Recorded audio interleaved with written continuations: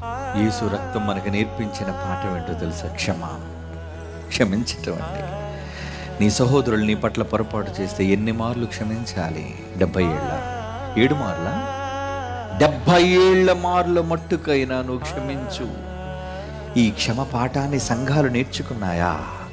నిజంగా ప్రతి సంఘంలోనూ ఈ క్షమనే పాఠాన్ని అవలంబిస్తే, క్రీస్తు రక్తం వల్ల కడగబడిన మనం దీనిని నేర్చుకుంటే, సంఘాల్లో గొడవలు ఎందుకుంటాయి చెప్పండి? సహోదరుల మధ్య కల్మషాలు ఎందుకుంటాయి చెప్పండి?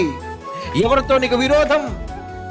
శత్రువునే క్షమించమని ప్రార్థించమని చెప్పిన నీకు నీ తోటి సహోదరుడు తప్పు చేస్తే ఎందుకు పళ్ళు నూరుతున్నావు ఆయన మీద? క్షమించు. ప్రేమతో చేరది. ఇది క్రైస్తవ సంఘం, యావత్తు ప్రపంచ క్రైస్తవ్యం నేర్చుకోవలసినది. అందుకే మతోన్మాదులను క్షమించేది క్రైస్తవ్యం, శత్రువులను గురించి ప్రార్థించేది క్రైస్తవ్యం,